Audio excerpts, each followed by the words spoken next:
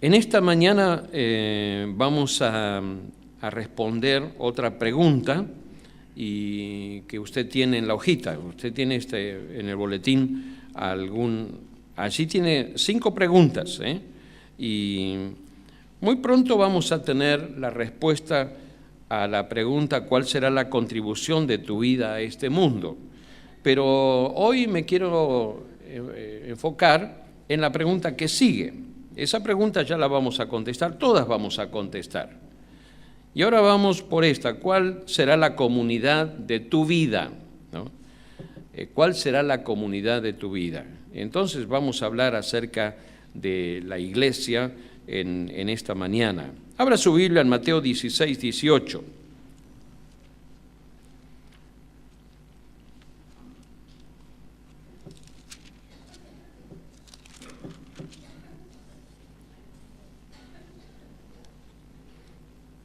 Y el tema de la meditación aparece allí, ¿qué es una iglesia madura? Estuvimos hablando mucho tiempo acerca de la madurez y vamos a continuar con la iglesia, pero este punto me pareció interesante mientras estaba leyendo en esta semana sobre estos temas y alguien estaba escribiendo allí acerca de la madurez que veníamos hablando y sobre la iglesia. Me pareció un buen puente para pasar al tema y hablar acerca de la iglesia. Podemos decir que una persona madura es aquella persona que asume responsabilidades en el desarrollo de su persona y respecto a los que están a su cuidado, y alcanzando así un desarrollo completo. Cuando hablamos de madurez hablamos de desarrollo completo.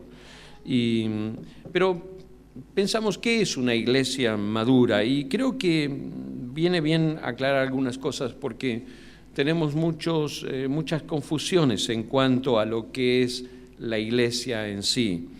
Y quiero decir en primer lugar que la iglesia es una iniciativa de Dios. La iglesia no es un invento, ni es un resultado de personas, de filósofos o de académicos o de personas que se dispusieron un día y dijeron, bueno, vamos a hacer esto y le vamos a poner el nombre de iglesia. No es así. En primer lugar, la iglesia es una iniciativa de Dios. Mire el pasaje bíblico que tiene usted allí abierto en su Biblia, en Mateo 16, versos 18. Y leemos algunos versículos antes para poder entender. En la pantalla está el verso 15, y dice, y él les dijo, ¿vosotros quién decís que soy yo? Y respondiendo Simón Pedro le dijo, tú eres el Cristo, el Hijo del Dios viviente. Entonces le respondió Jesús, bienaventurado eres, Simón, hijo de Jonás, porque no te lo reveló carne ni sangre, sino mi Padre que está en los cielos. Y yo también te digo que tú eres Pedro, y sobre esta roca edificaré mi iglesia, y las puertas del Hades no prevalecerán contra ella. Aquí tenemos la primera referencia que Jesús hace a la iglesia. La palabra iglesia aparece aquí por primera vez en el Evangelio de Mateo y en la palabra y en la boca del Señor Jesucristo. Él habla acerca de la iglesia y él está en un momento con los discípulos y hay muchos comentarios y las personas tenían sus opiniones en cuanto a la persona de Cristo. Y la pregunta sale en el versículo 13, ¿quién dicen los hombres que es el Hijo del Hombre? ¿Qué dice la gente que es el Hijo del Hombre? ¿Qué dice la gente acerca de las personas del Mesías? De este que había sido anunciado por los profetas en el Antiguo Testamento. ¿Qué dicen los demás, no? Y la gente opinaba, como siempre la gente opina. Y unos decían Juan el Bautista, otros Elías, otros Jeremías, y otros decían, bueno, alguno de los profetas debe ser, alguno de los profetas, alguien debe ser. Pero noten que Pedro es el que toma la iniciativa y en reiteradas oportunidades lo vemos a Pedro respondiendo como el vocero del grupo, que eran los 12 apóstoles. Y entonces él responde aquí y le dice, Señor, tú eres el Cristo, el Hijo del Dios viviente.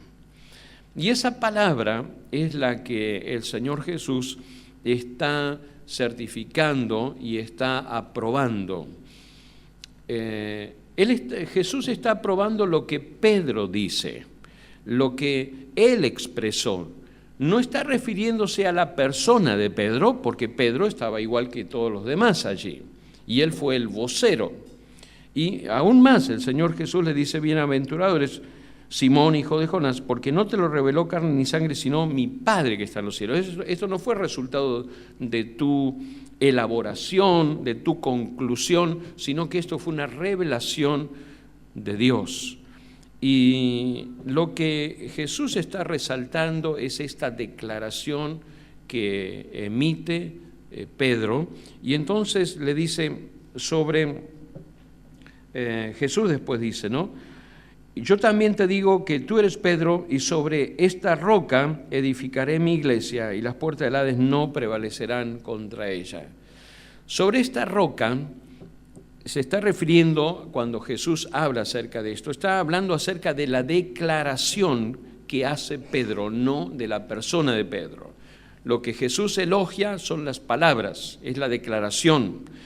Y la iglesia de Cristo está fundada sobre el fundamento que es Jesucristo. Nadie pone otro fundamento, dice el apóstol Pablo en Romanos capítulo 3, que el que ya está puesto, que es Jesucristo. Y esto es importante de ver, porque la iglesia no está fundada en conceptos humanos, en filosofías, ni siquiera en una persona. La iglesia está fundada en la persona de Jesucristo, no de un hombre, de un seguidor, de un apóstol, como algunos pretenden que está fundada en la persona de Pedro. De ninguna manera está fundada en la persona de Jesucristo, como es reiterado después a través de los escritos, porque en los escritos paulinos, en las cartas de Pablo, en el resto del Nuevo Testamento, nunca se hace referencia en ningún momento a que la iglesia está fundada en la persona de Pedro, nunca. Siempre la referencia es a la persona de Jesucristo, a la obra de Cristo, a la persona de Él, la muerte, la resurrección. Jesucristo es el centro de la iglesia y Él es el fundamento de la iglesia. Pero tenemos que entender un poco más. La palabra iglesia aparece en el Nuevo Testamento 115 veces. Y de las 115 veces, 3 veces aparece solamente en referencia a usos, diríamos, comunitarios o usos de carácter político, como asamblea, grupo de gente, allí en el libro de los Hechos, en Hechos 19, 32, 39 y 41. Y 2 veces solamente se la utiliza con respecto al pueblo de Israel, la palabra iglesia, a la congregación del Antiguo Testamento. Entonces, tenemos 5 referencias solamente, que son 2 referentes al Antiguo Testamento, 3 referentes al pueblo, a la gente, a la sociedad civil. Y las otras veces, 110 veces se refiere a la iglesia como cuerpo de Cristo. ¿Pero qué quiere decir la palabra iglesia? La palabra iglesia es una palabra de origen griego y la palabra es eclesia, de ahí viene el eclesiastés, que ustedes ven en el Antiguo Testamento, Salmos, Proverbios, Eclesiastés, el Eclesiastés de Salomón. Y eclesia quiere decir asamblea, quiere decir congregación, quiere decir grupo de gente, eso quiere decir eclesia. Pero también la palabra eclesia tiene 2 términos que quieren decir los llamados.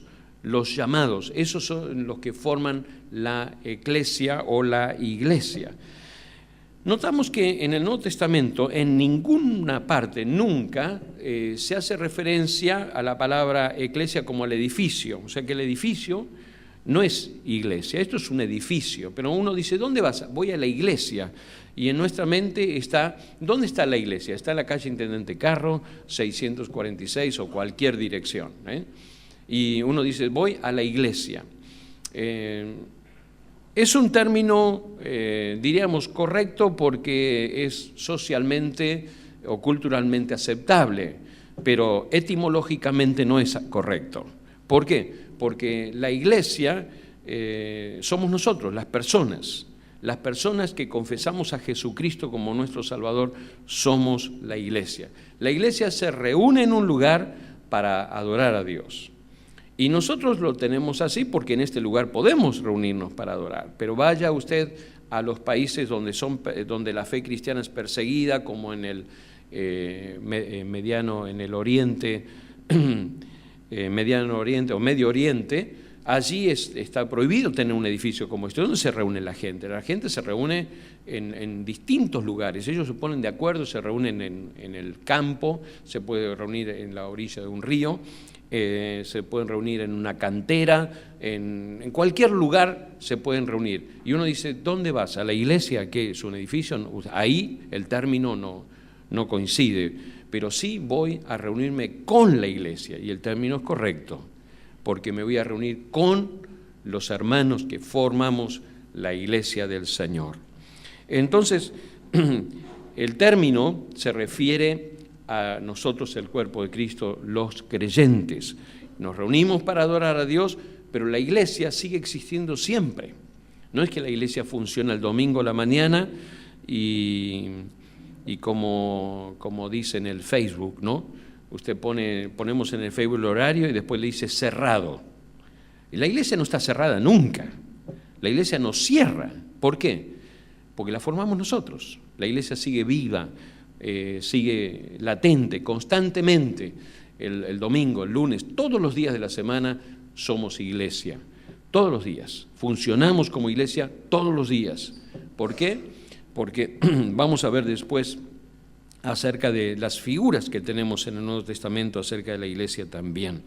Pero déjeme decir algo más. En la Biblia encontramos también una verdad que ilustra la iglesia como la iglesia universal, la iglesia grande, la iglesia del Señor, que se reúne en todas partes de este mundo. Perdón. La iglesia que se reúne con creyentes en todas partes y formamos la iglesia del Señor, la iglesia universal, la iglesia mundial de Dios. Y uno dice, ¿dónde está su iglesia central? ¿Dónde está la casa central de la iglesia? ¿Dónde está su central? No tenemos central. Yo le respondo a la gente, nosotros no tenemos central, podemos decir que tenemos la iglesia más vieja, más antigua, pero eso no dice nada, porque no tenemos una casa central, no tenemos un país central de la iglesia. Gracias, Andrés.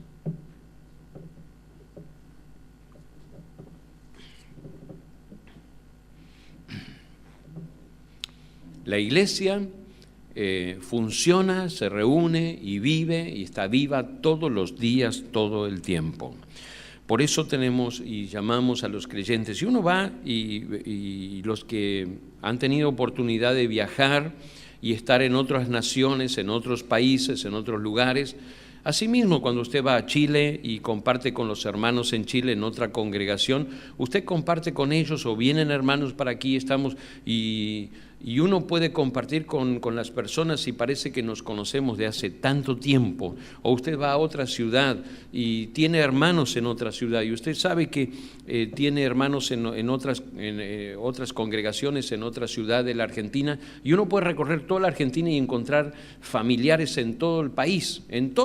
¿Por qué? Porque donde hay una iglesia donde se invoca el nombre del Señor, allí hay hermanos y somos hermanos en la fe.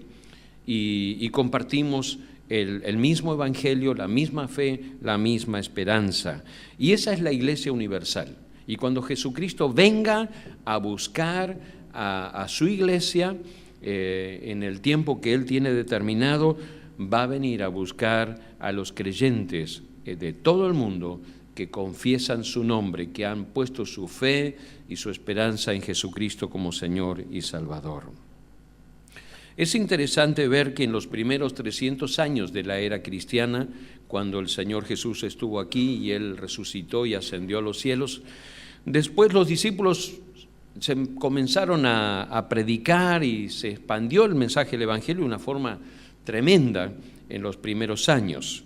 El apóstol Pablo fue uno de los grandes misioneros. Durante 300 años no había lugar de reunión. Los lugares de reunión eran las casas. La Biblia misma dice allí en Hechos 2:46, en Hechos 8:3, cuando Pablo perseguía a los cristianos, los perseguía por las casas. La iglesia que está en tu casa, dice en otra de las partes de las Escrituras, en 2 Juan 10, en 1 Corintios 16, 19, habla acerca de la iglesia que está en las casas. 300 años, no había salón. La gente, ¿dónde se reunía y que compartía, tenía la misma fe, la misma esperanza? En las casas. Y ahí estaban los hermanos juntos y con una estructura y una forma muy sencilla de ser iglesia. Tenían un líder, como es una de las figuras predilecta de Jesús, el rebaño. Donde hay un rebaño de ovejas, hay un pastor, hay un líder que con temor, con reverencia, con temor de Dios, guía al grupo, enseña al grupo y conduce para que el grupo crezca y cumpla el propósito de Dios. Ahora, pensando en esto, volviendo a nuestro tiempo ahora, después de los 300 años, ¿qué es lo que pasó? Bueno, ustedes saben, eso es parte de la historia, ¿no? El emperador Constantino de Roma adoptó el cristianismo e introdujo el cristianismo como una religión pública y salió de las catacumbas el cristianismo y lo hizo público. Y de allí en adelante lo demás es todo historia hasta el día de hoy. Y esa es la iglesia que tenemos. Pero el cristianismo es una de las enseñanzas que más se ha difundido a través de todo el mundo. Ahora, cuando pensamos en una iglesia madura, ¿qué es una iglesia madura? Pensando en esto, y vamos a ir ahora a las Escrituras enseguida para pensar más en esto. Y uno puede decir, bueno, cuando la iglesia está activa, tiene una gran agenda de trabajo, es una iglesia madura, tiene muchas actividades. Otro diría, bueno, cuando la iglesia tiene una gran cantidad de personas y asiste mucha gente a la iglesia, eso es una iglesia madura. Otro diría, bueno, cuando es una iglesia generosa, que contribuye, que ayuda para todos sus programas, que ayuda a otras personas, y tiene programas sociales, eso es una iglesia madura. Otro podría decir, bueno, una iglesia madura es cuando gana muchas personas a través del evangelismo, el discipulado, la misión, eso es una iglesia madura. Otro podría pensar que una iglesia madura es una iglesia que tiene misioneros, que envía misioneros, y eso es una iglesia madura. Otro podría pensar que es una iglesia madura es aquella que tiene una buena organización interna y todo funciona bien. Otros podían pensar aún más, ¿no?, que una iglesia madura es una iglesia que está llena del Espíritu Santo, es entusiasma, dinámica, tiene mucha emoción y un ejercicio pleno de los dones. Eso es una iglesia madura. Bueno, muchas de estas cosas diría que están presentes en una iglesia madura. Pero vamos a ver en las Escrituras el propósito de Dios y qué es lo que hace a una iglesia que sea madura. Hay 3 valores o principios que hacen a una iglesia madura y se evidencian por la vida de los creyentes que la forman. Abra su Biblia allí en 1 Corintios 13:3. Y ahí lo vamos a tener en la pantalla también, en 1 Corintios 13, verso 13. Y ahora permanecen la fe, la esperanza y el amor. Estos 3, pero el mayor de ellos es el amor. Pablo se enfocaba en las iglesias y valoraba profundamente estos 3 virtudes o 3 elementos, 3 verdades: la fe, la esperanza y el amor. Las 3 tienen que estar presentes en la vida de la iglesia. Notamos en el libro de Efesios, capítulo 1, verso 15 y verso 18, Si abrimos nuestras Biblias allí, vamos a ver Efesios 1, verso 15. Dice: por esta causa también yo, habiendo oído de vuestra fe en el Señor Jesús y de vuestro amor para con todos los santos, no ceso de dar gracias por vosotros, haciendo memoria de vosotros en mis oraciones, para que el Dios de vuestro Señor Jesucristo, el Padre de gloria, os dé espíritu, sabiduría y revelación en el conocimiento de Él, alumbrando los ojos de vuestro entendimiento, para que sepáis cuál es la esperanza a que Él os ha llamado y cuáles las riquezas de la gloria de su herencia en los santos. En esta oración que el apóstol Pablo hace a la iglesia de Efesios, le está hablando acerca de las tres verdades: la fe, la esperanza y el amor. A los colosenses, cuando escribe la iglesia de Colosas, en capítulo 1, versos 3 al 6, hace lo mismo: fe, esperanza y amor. En Primera de Tesalonicenses, cuando escribe a esa iglesia, en capítulo 1, versos 2 y 3, también habla del trabajo de vuestra fe, ¿no? Ahí está hablando también acerca de la fe, la esperanza y a través del amor. En Segunda de Tesalonicenses, otra vez, fe, esperanza y amor. Notable cómo este pastor, que lo tenemos en el Nuevo Testamento, que es San Pablo, escribe a las iglesias enfatizando estas tres verdades. ¿Y a qué se refiere? Podemos decir brevemente que la fe describe la confianza y la seguridad que el cuerpo de Cristo, el cuerpo local de cristianos, tiene en la persona de Jesucristo. La fe describe la confianza y la seguridad que los creyentes tenemos en Jesucristo.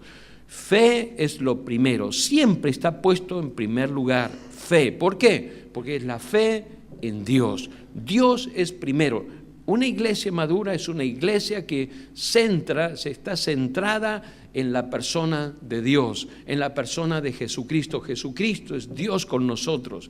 Es una iglesia que adora a Dios, es una iglesia que reverencia el nombre de Dios, es una iglesia que se sujeta, se somete a la autoridad de Dios y responde al nombre de Dios. Es una iglesia que adora profundamente a Dios, es una iglesia que anhela conocer a Dios, es una iglesia que pone a Dios en el primer lugar en toda su vida de iglesia. Y cuando digo iglesia, estoy hablando también de personas. Usted recuerde que la iglesia no es el edificio, y la iglesia somos nosotros, las personas.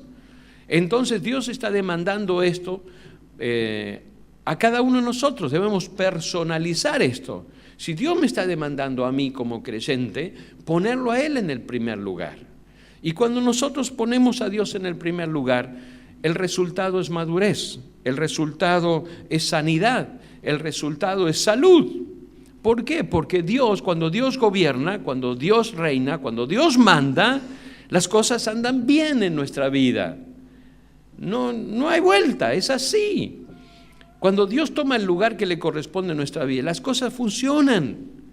¿Por qué? Porque Dios es el que pone orden y Él es el que hizo todas las cosas bien. Fíjese usted en el libro de Génesis.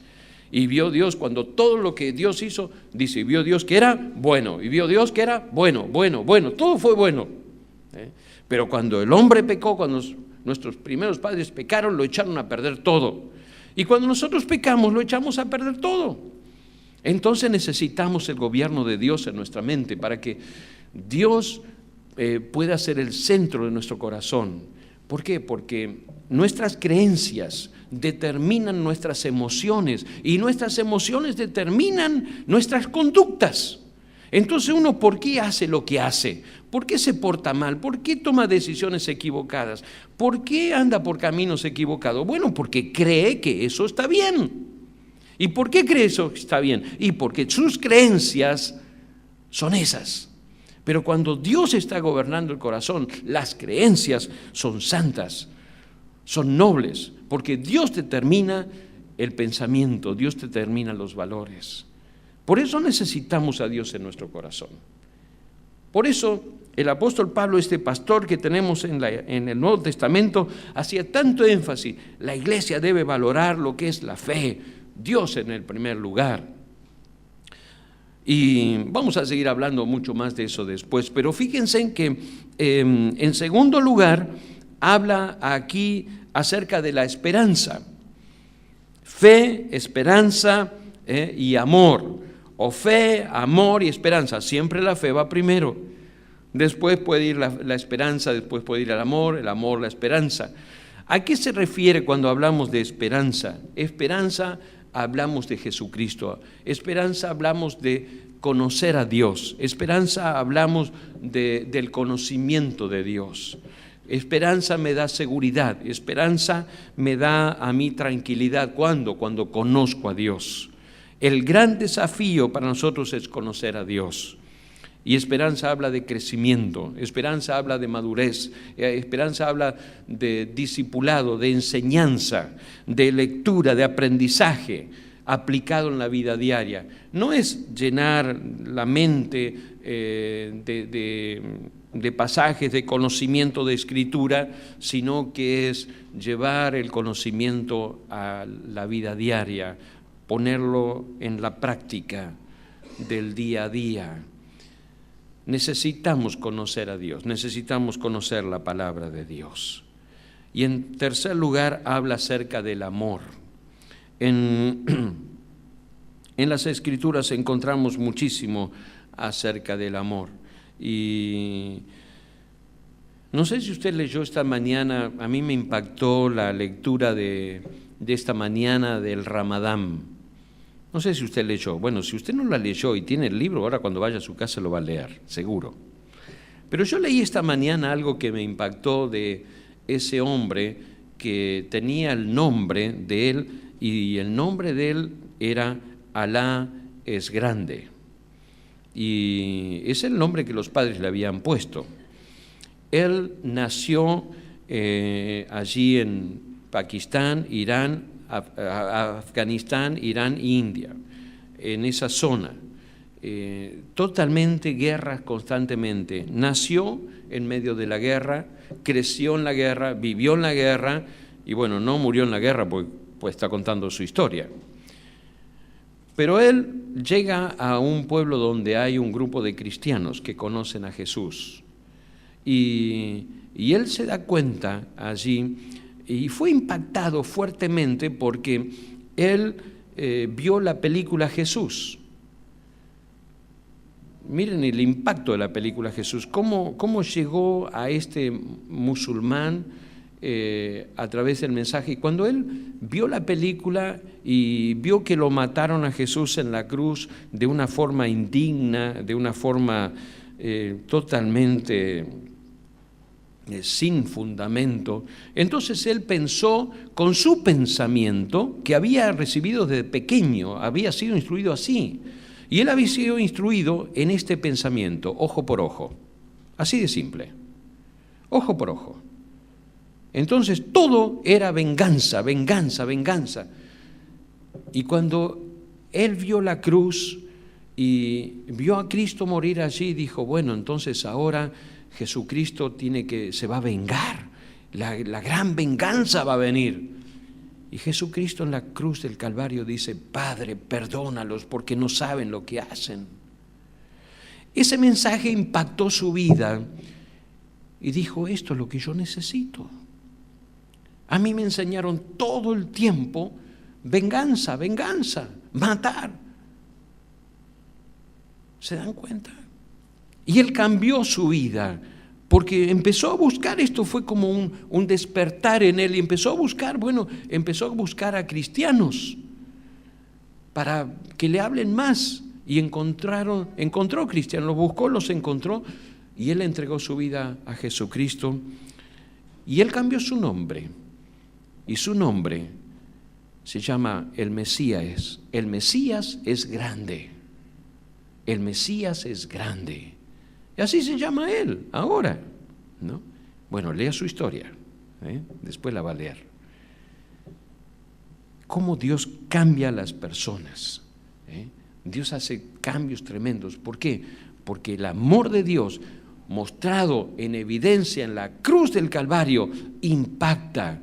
La violencia, el odio, el pecado, el rencor, no produce nada favorable en el corazón del hombre. El resentimiento, la amargura no produce nada en el corazón del hombre. Al contrario, daña el corazón.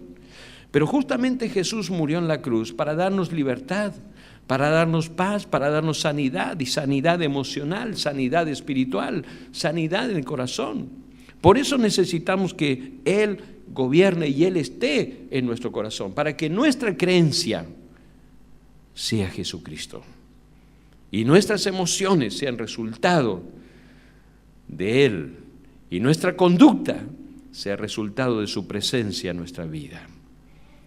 Amor, fe, esperanza y amor.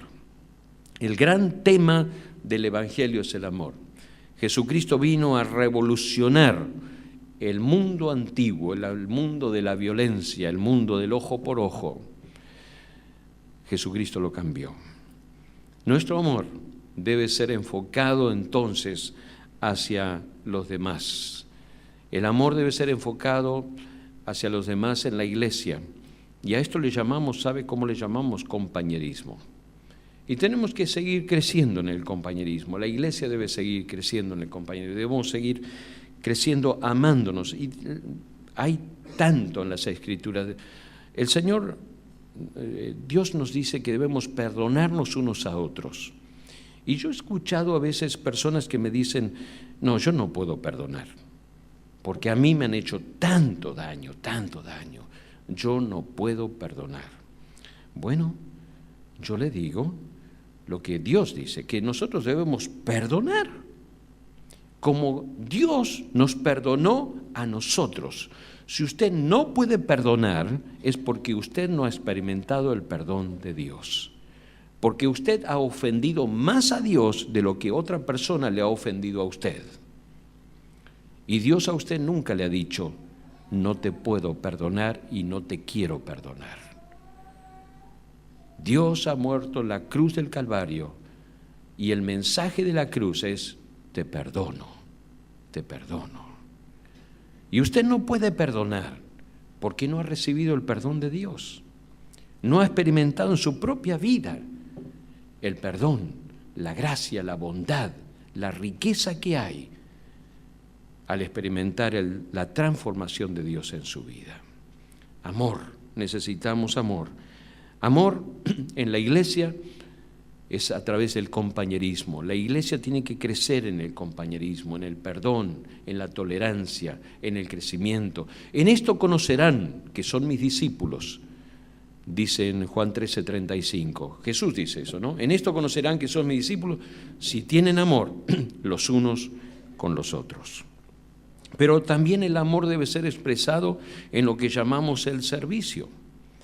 El gran mandamiento dice, amarás al Señor tu Dios con todo tu corazón, con toda tu fuerza, con toda tu mente. Y a tu prójimo, ¿qué vas a hacer con él? ¿Qué vas a hacer con tu prójimo? Ámalo, dice Dios. Ámalo. ¿Cómo? A ti mismo. Ámalo. Ama a tu prójimo. Entonces, fíjense, ahí está el amor al prójimo. Y eso es servicio. Dios nos ha dado dones, nos ha dado talentos para que nosotros los utilicemos en la iglesia del Señor y sirvamos a Dios en respuesta al amor de Dios. Pero también el amor se va a demostrar, evidenciar en la iglesia del Señor al llevar el mensaje del Evangelio hasta lo último de la tierra. Dios nos ha dado un mensaje a nosotros para predicar y el mensaje es el que nosotros hemos recibido. Por eso Dios quiso que exista la iglesia. Por eso Dios quiere que exista la iglesia. Usted me dice, bueno, pero entonces la iglesia ¿para qué existe? Y hay tantos malos entendidos en cuanto a la iglesia del Señor, tantos malos entendidos de cosas que la gente dice por allí, porque no escuchó, porque no leyó, porque fue mal enseñada, porque fue con malas experiencias.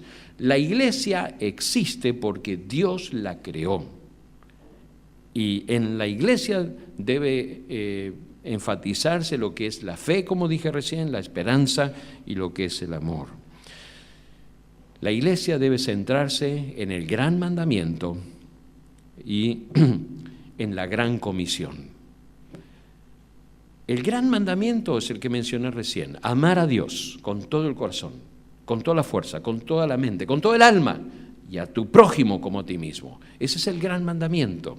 La iglesia existe para practicar las dos cosas: el gran mandamiento y la gran comisión. Así que usted ahora sabe para qué existe la iglesia. Si usted escucha alguna otra cosa que está fuera de esto, es porque o escuchó mal, o se lo dijeron mal, o el que lo dijo no entendía nada ni sabía para qué existe la iglesia. La iglesia existe para adorar a Dios, para poner a Dios en el primer lugar, sobre todo.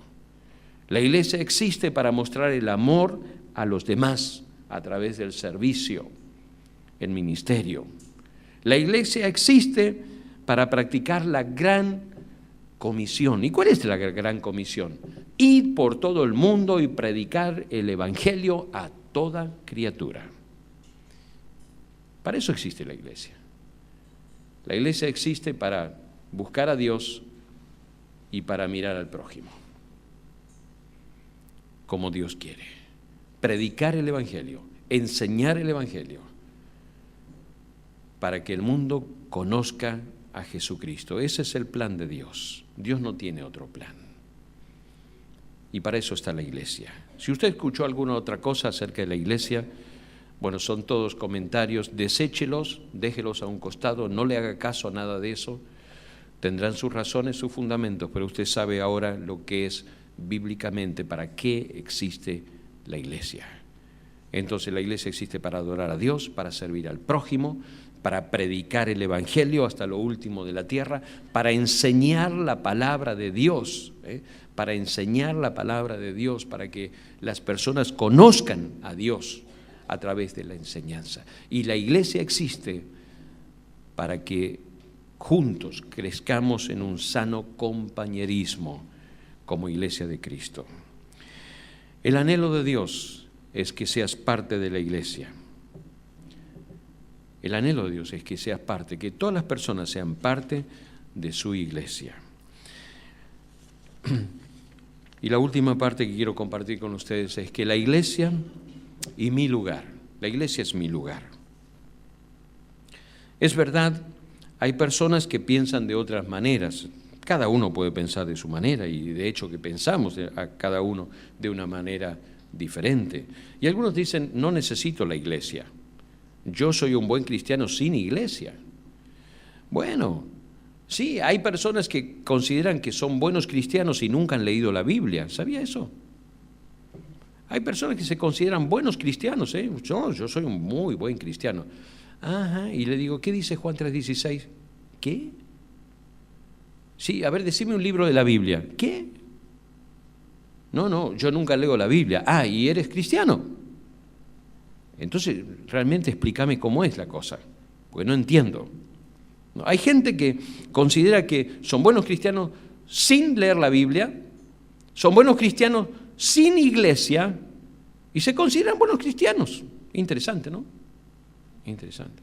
Bueno, por eso digo, cada uno puede pensar de distintas maneras y puede edificar su pensamiento, pero el tema es que está muy lejos de lo que es la iglesia de Cristo. La iglesia de Cristo es otra. La iglesia de Cristo se fundamenta en la fe, en la esperanza y en el amor. La iglesia de Cristo es la que ama a Dios sobre todas las cosas y ama al prójimo también. Ser miembro de la iglesia es un acto de compromiso, y Dios está demandando compromisos. ¿Sabe por qué? Si usted no se compromete con Dios, se va a comprometer con cualquier otra cosa. Y Dios está demandando compromisos con Él. Ha pasado. Uno dice: no, pero yo no tengo tiempo. Yo no tengo tiempo. Claro, no tiene tiempo porque tiene tantos compromisos. No tiene tiempo. Dios está demandando compromisos. La iglesia es mi lugar.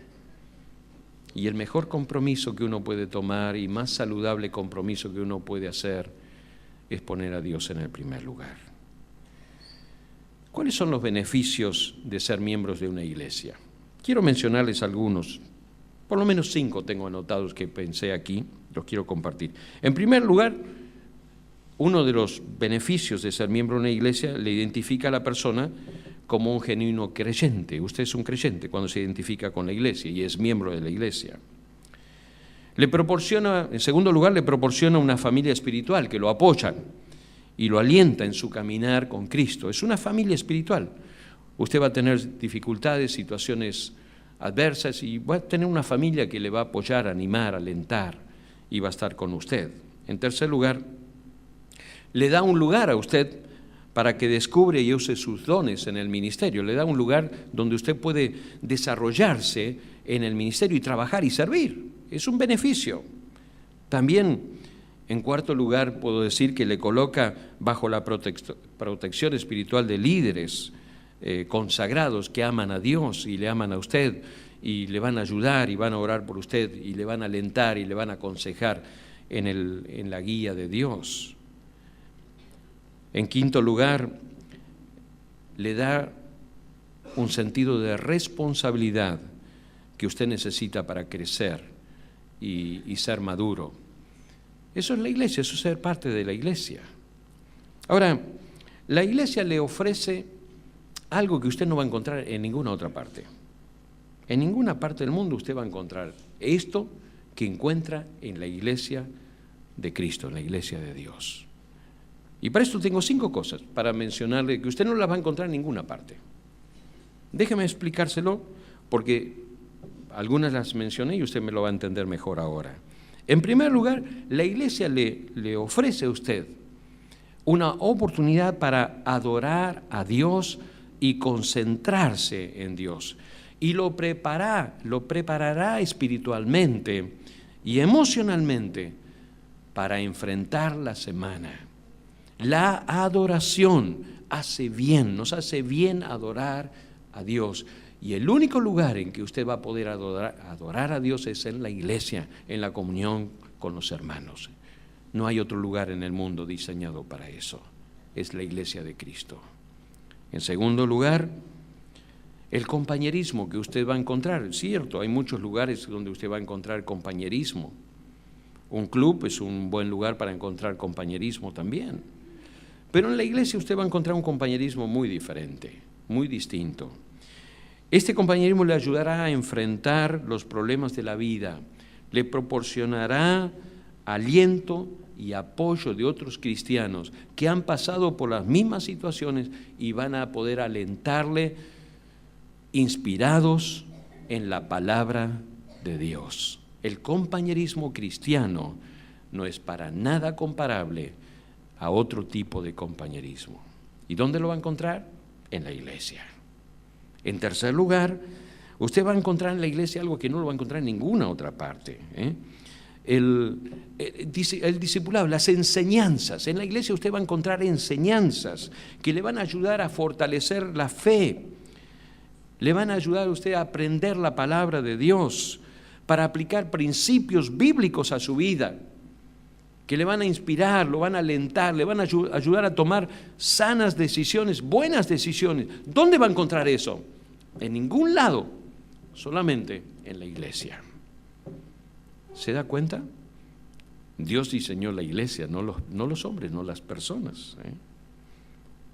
¿Qué otra cosa usted va a encontrar en la iglesia que no la va a encontrar en ninguna otra parte? En cuarto lugar, usted va a encontrar en la iglesia una oportunidad de servicio sin igual. A usted, en la iglesia usted va a encontrar la oportunidad de poder servir, va a descubrir y desarrollar los dones que Dios le ha dado y usarlo para servir a los demás. Y hay un gozo, una satisfacción en utilizar los dones cuando Dios se lo da y usted lo pone en práctica para servir a los demás. ¿Dónde va a poder hacer esto en otro lugar? Y en último lugar, en quinto lugar, en la iglesia usted va a encontrar la oportunidad de compartir este mensaje de esperanza y seguridad que usted tiene y lo va a poder compartir con otros. Esto es evangelismo, esto es hacer misiones, esto es poder transmitir un mensaje que usted sabe que es el mensaje que la gente necesita. El mundo necesita esperanza, el mundo necesita seguridad, el mundo necesita amor de Dios, el mundo necesita perdón, el mundo necesita una vida nueva. Y lo tenemos nosotros, porque lo hemos recibido de Dios en nuestras vidas. Y eso es lo que usted va a poder comunicar, porque lo va a encontrar ¿dónde? En la iglesia, no lo va a encontrar en ninguna otra parte. Gracias a Dios por eso, ¿no? Gracias al Señor. La iglesia es todo lo que usted necesita para vivir en la vida, para ser una persona madura, para ser una persona íntegra, para ser una persona como Dios quiere que sea. Usted lo tiene allí en la iglesia del Señor. La iglesia no es una institución. La iglesia no es una institución. La iglesia es una familia. La palabra de Dios nos dice eso. Y un cristiano sin familia, qué triste que es, ¿eh? Qué triste que es. Es como un niño sin familia, es un huérfano. Y un cristiano sin familia no puede existir, es un huérfano. Por eso Dios creó la iglesia. Y dice en Efesios 2:19, el pasaje que está allí en la pantalla, así que ahora ustedes, los gentiles, ya no son unos desconocidos ni extranjeros, sino ciudadanos juntos con todo el pueblo santo de Dios. Son miembros de la familia de Dios. Qué bueno, qué bueno. Para ser parte de la iglesia, ahora son, como dice allí el apóstol Pablo, que era el pastor de la iglesia, ¿no? No son desconocidos, son ciudadanos juntos con el pueblo santo de Dios, son miembros, dice ahí, de la familia de Dios. Qué lindo es pertenecer a esta familia de Dios. Dios me ha dado a mí una familia, como a muchos, a ustedes también le ha dado una familia. Y mi padre me llevó a la familia de Dios cuando tenía, creo que 5 años o 4. Me llevó a la familia de Dios, o antes. Y hubo un momento en que yo tuve que hacer algo para ser parte de esa familia. Él me llevó a la iglesia, a este grupo de gente, y estaba allí con la gente, con las personas, disfrutaba, me gustaba estar con ellos, pero hubo un momento en mi vida en que dije, bueno, aquí hay algo que yo tengo que hacer. Y sabe, para ser parte de la iglesia hay una puerta.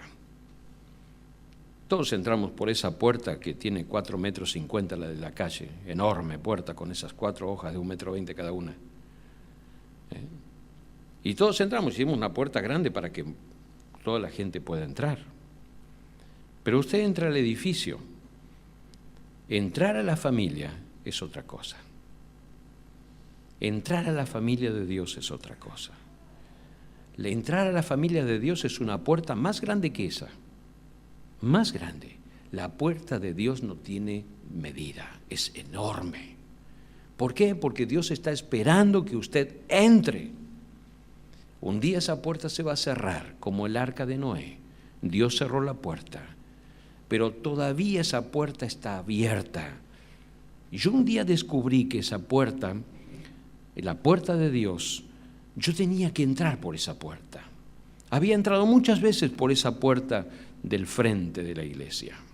Estaba con las personas, pero un día descubrí que no tenía todo, me sentía vacío, me sentía como que no era parte. Y la puerta de entrada es Jesucristo. Usted necesita a Jesucristo como su Salvador personal. La puerta de entrada a la iglesia de Dios es Jesucristo.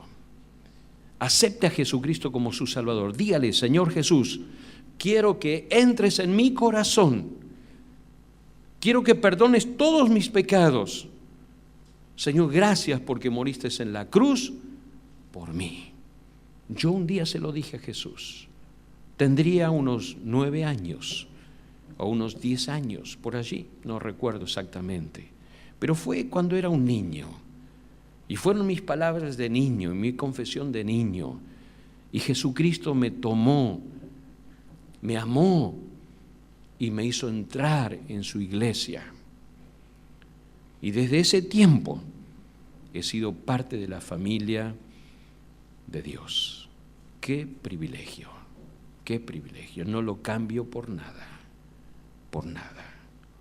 Usted tiene en sus manos, en este momento, la oportunidad de tomar este privilegio. O lo toma o lo deja. Pero si usted lo deja, está desechando ser parte de la familia de Dios, ser parte de la iglesia de Dios. Usted está desechando la salvación que Jesucristo logró para usted en la cruz del Calvario. Usted tiene que tomar una decisión hoy. Y yo le recomiendo tomar la mejor decisión, la más grande, la más significativa, la más profunda de toda su vida. Hoy usted va a decidir dónde va a pasar la eternidad. Si va a pasar la eternidad en el cielo con Dios o la va a pasar en el infierno con el demonio. No hay puntos medios, no hay medias tintas, no hay grises. O usted pone su mano en las manos de Dios o se confía a sí mismo y usted sabe cuál es el camino y cuál es el destino. Permita que Dios haga cambios en su vida. Dios le está llamando a ser parte de la iglesia que Él formó, que Él fundó con un propósito, para que usted ponga a Dios en el primer lugar en su vida y Dios ordene todas las cosas de su vida. Para que usted ponga a Dios en primer lugar en su vida y usted pueda servir al Señor y servir a Dios, para que otras personas le conozcan a Jesús hasta los confines de la tierra. Tome la decisión más importante en este mismo momento. No deje pasar este momento. Vamos a orar y vamos a hablar con Dios. Yo le animo para que usted en este momento haga esto.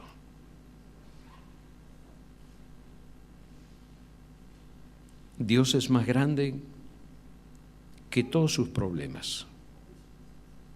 Dios es más grande que toda su necesidad. Dios es más grande. Permita que Él sea el Señor en su vida. Arrepiéntase de sus pecados. Confiesa a Jesús como su Salvador personal y recíbalo en su corazón en este momento. Oremos a Dios. Señor, gracias. Gracias, oh Dios, porque nos amaste tanto y nos amas. Gracias, Dios. Gracias porque moriste en la cruz por cada uno de nuestros pecados para ser nuestro Señor y nuestro Salvador. Gracias, Dios. Señor, te ruego por cada uno de los que estamos aquí. Tú conoces el corazón, conoces lo más profundo, Señor, de nuestro corazón. Te ruego a ti, oh Dios, que tú hagas cambios en la vida de las personas. Gracias por ese amor tan grande, Dios. Gracias. Gracias, Señor, porque moriste en la cruz para darnos paz y libertad y esperanza. Gracias, Dios. Gracias por la iglesia, Señor, porque tú eres el Señor de la iglesia, tú eres el pastor de la iglesia, tú eres el que está delante, Señor. Nosotros te amamos y te seguimos a ti. Gracias, Dios. Señor, gracias porque tú bendices nuestras vidas y nuestras familias. Gracias, Dios. Señor, gracias por esta mañana. En el nombre de Jesús. Amén. Yo le animo a que no se vaya de aquí sin aceptar a Jesucristo como su Salvador. Si usted tiene alguna pregunta, hágala. No se vaya. Con la persona que vino, puede hablar conmigo, puede hablar con Alex, que estuvo dirigiendo aquí la reunión, puede hablar con los otros hermanos. Queremos ayudarle, queremos que usted conozca a Jesucristo. Gracias, hermanos.